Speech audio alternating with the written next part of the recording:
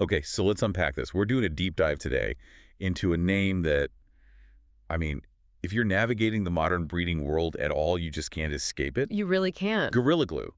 But the problem, and this is what you pointed out in the sources, is that it's not one thing. No, it's a genetic rabbit hole. An absolute rabbit hole. You start digging and you suddenly realize you're looking at, what, like hundreds of different strains? Hundreds, all with these confusing names, these tangled lineages.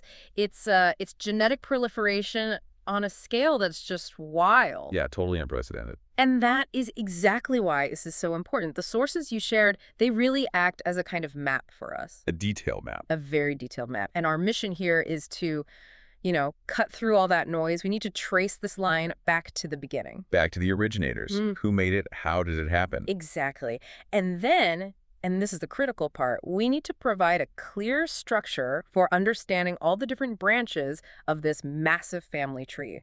We're basically creating an organizational chart for a lineage that started as an accident and then just took over the world. It did. And our goal is to get you from that overwhelming picture of hundreds of glue strains down to the foundational details that actually matter. A framework. You can decipher any GG derivative you find out there. And to do that, we have to start at the very, very beginning. With the creators. Right. Joesy Peabody and Marlin Mardogg. But when we talk about the core creation, it's really important to remember that Joesy Peabody, he was the creator. He was the breeder. He was the breeder whose work brought these original genetics to life. And what's so amazing about this story is that it didn't come from some, huge planned breeding program. Not at all. It was an accident. The best kind of accident, really. The best kind. It was an accidental indoor pollination event. This was in California back in 2011. So what happened? Well, Don had a few plants in the room, Chem, sourdub, and chocolate diesel.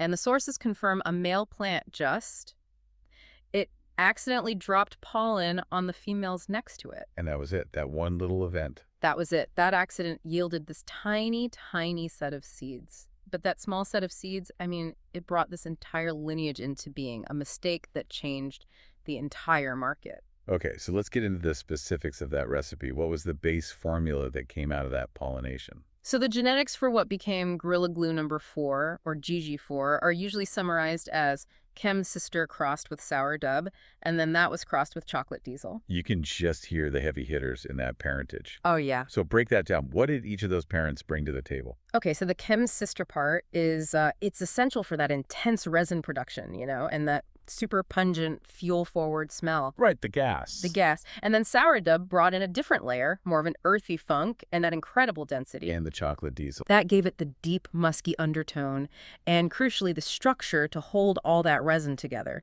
It was just a perfect, even if accidental, combination of elite genetics. A perfect storm. And from that initial event, how many seeds are we talking about? Was it a huge number? No, a very small handful. And the two key outcomes, the ones that are foundational to the market today, were GG1, which was seed 1, and GG4, which was seed 4. And there was a third one later, right? Yes, GG5, which they called New Glue. And that was described as a cross of GG1 and GG4. But really, the global phenomenon, the main story, is all about GG4. Okay, so before we go any deeper on the genetics, we have to pause.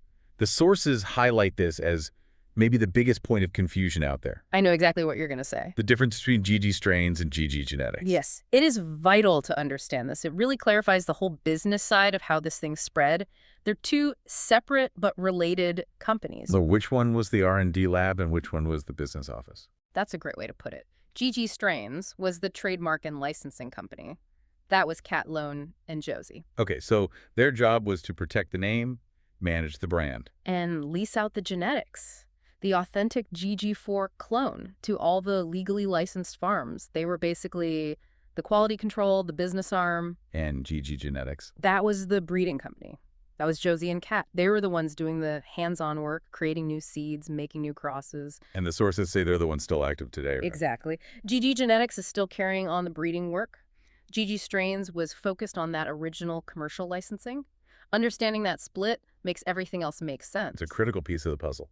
Okay, so with the history and the branding clarified, let's talk about the core numbered cuts, the foundation. Right. So the core of the market starts with 4 numbered clone cuts. First, obviously, is Gorilla Glue number 4. which became the global star, now often called original glue. Right, that was mainly due to some licensing issues that forced a name change, but it's the same plant, genetically. But DNA is the same. Precisely. Then you have Gorilla Glue number 1, which is known as sister glue. Okay. You also have Gorilla Glue number 2, which you almost never see in circulation. And finally, Gorilla Glue number 5, or new glue, which we mentioned was that cross of GG1 and GG4. That's interesting about GG2. We hear about 1, 4, and 5, but why did 2 just sort of disappear? The sources suggest it was really just a matter of selection. GG4 was such an immediate, obvious standout. The resin, the density, that flavor profile. It just overshadowed everything else. Completely. GG1 and GG5 had their own compelling variations, but GG2, while it was potent, it just didn't have that same loudness in the market. So breeders stuck with the star. Makes sense. You ride your best horse. But the name recognition, it didn't just stay with those original cuts. Oh, not at all. You see these widely recognized offshoots, commercial labels that aren't the original clone-only line. Right, like Royal Gorilla. Royal Gorilla from Royal Queen Seeds is a big one. Also, White Gorilla. These are stable commercial seed lines that just signal that unmistakable glue influence. Dense, sticky, potent. That's the promise. Which brings us to the biggest challenge here, which is mapping all of this. You mentioned the numbers, but let's just pause on the scale again. It's staggering. Yeah. The sources estimate that GG4 has over 600 named direct descendants. 600. And probably more. Probably many more. And this sheer volume, it just demanded some kind of categorization. So breeders got smart and started organizing them into what you could call flavor lanes. A filing system for genetic sanity. Basically, yeah. Okay, let's get into these lanes. Let's start with the one that feels closest to the original. That would have to be the gas and structure branch. This is the heaviest branch. It's for people who loved that original GG4 profile and just wanted more of it. More density, more fuel smell. Exactly. The goal here is to amplify those classic gas notes, give it a tighter structure, a heavier finish, pushing it into more of an OG or a breath style profile. So they're basically using GG4 to supersize other classic gas lines. That's a perfect way to describe it. They're taking its resin production and structure and applying it to other heavy hitters. What are some examples? You see names like Gorilla OG, Gorilla Kush, Gorilla Breath, Space Monkey, Kimbo Glue, Sunshine Glue. You see those names, you know the focus was on that deep, pungent, traditional flavor. Okay, so moving from there, we get to the lane that leans back into the grandparents. The Chem, Diesel, and White lane, yes. This is where breeders are trying to pull out those original notes from the parentage, right? Exactly. They're reinforcing those specific genetic notes. You'll see labels like Chem Glue, Diesel Glue, White Glue, I-95 Glue. These are all meant to emphasize those sharp, fuel-forward notes.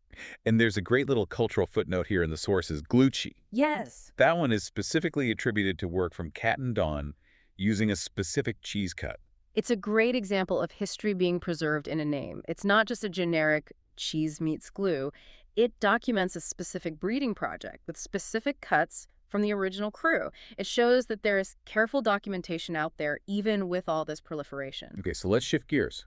Consumer trends change. Not everyone wants that overpowering fuel smell anymore. Right. Where did breeders go when they wanted the performance of glue but a lighter aroma? That brings us to the blue, purple, and fruit glue lines. The goal here was pretty simple, a sweeter translation. You want the stickiness and the yield. But you want it to smell like a fruit stand, not a garage fire. Exactly. So breeders introduced genetics to get sweeter, brighter terp profiles, but, and this is key, without losing that signature sticky resin-forward identity. So what are we talking about here? Blueberry OG? Blueberry OG, Gorilla Grapes, Purple Glue, Strawberry Glue, Tropical Glue. It's all about combining those high-yield traits with color and fruit flavors. That aesthetic appeal flows right into the next huge category, Yeah. which the sources say just exploded after 2017. Oh, yeah. The candies, Skittles, and dessert glue lane. This is where glue officially meets the modern flavor economy. And this is maybe the most complex lane because the sources make a really key point about it. The naming here often reflects the dominant terpene narrative, what the breeder wants you to think it will taste like, more than a fixed, verifiable genetic map. So the flavor profile is the main driver of the name. It's branding first. Exactly. A name like Gorilla Skittles or Gorilla Runts, Gelato Glue, Peanut Butter Glue. They're defining themselves by these modern dessert trends. They use Gorilla to guarantee the structure and the stickiness. It's brand recognition through flavor. Fascinating. So moving beyond flavor, what about the effect? GG4 is known for being heavy, relaxing. What if you wanted that density without the crash? That's the Haze and Sativa Bridges lane. This was the attempt to create an uplifted glue. Sounds difficult. Very difficult. Breeders wanted to keep that adhesive resin identity, that huge yield, but chase a brighter, more energetic head high. Glue structure, but sativa effects. So what were the successful crosses there? You see things like Gorilla Haze, Alien Gorilla, Gorilla Bubble, Gorilla Skunk. These are all projects trying to push the high in a more cerebral direction while keeping that iconic density. It's a high-wire act in breeding. And finally, we have the most commercial lane of all. The autos and reworked lines. This isn't about novelty. This is about performance in the grow room. 100%. This whole lane is about cycle time, uniformity, and speed to market. So you cross the original lines with autoflowering genetics. Right. And you get commercial seeds like Original Glue Auto, Gorilla Glue Auto, Blueberry Auto.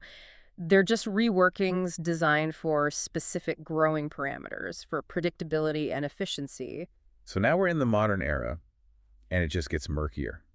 We're seeing names like Gorilla MAC, Gorilla Mints, Gorilla Punch. What do you do when you see these hyper-modern names? The sources have a great piece of advice here. They warn that these later era names should really be treated as just glue influenced. Unless you have documentation. Unless the parentage is explicitly documented by a breeder you trust, that's the key. When a line gets this big, the same name, like Gorilla Punch, can mean 5 different things in 5 different markets. So treat it as branding first, heritage second, unless you see the receipts. Exactly. It signifies the promise of glue-like density, but the exact makeup is anyone's guess sometimes. It's just stunning when you step back and look at the scale of this legacy. We started with one accidental pollination in 2011. One accident. And now we have over 600 named descendants just from GG4 dominating markets all over the world, especially those dessert and cookie lines. And we can't finish this without acknowledging the man who started it all, Joesy Peabody. He passed away in 2020. Yeah. The sources really emphasize that his work, it wasn't about chasing hype. He was chasing truth in the plant. Truth over trend. That defines a legacy breeder. It really does. His legacy isn't just the number of strains, it's the standard he set. He proved that patience, sharp selection, and real grower instincts could shift the entire landscape. His impact is permanent. It's a remarkable journey from one seed to a global blueprint, split between those foundational gas amplifiers and this explosion of modern dessert crosses.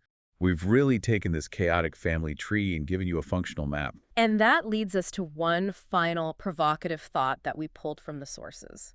We saw it in the dessert lane. The naming of modern crosses is increasingly about the terpene narrative, what it should smell and taste like, more than a fixed genetic lineage. Right. So this raises a fundamental question for anyone dealing with genetics now. When a name focuses more on anticipated flavor like sherbet or Skittles than on verifiable parentage, how does that change how we understand and track plant genetics over time? It shifts the entire paradigm. It puts the burden of proof on the grower, and it challenges the very definition of what a genetic identity even is.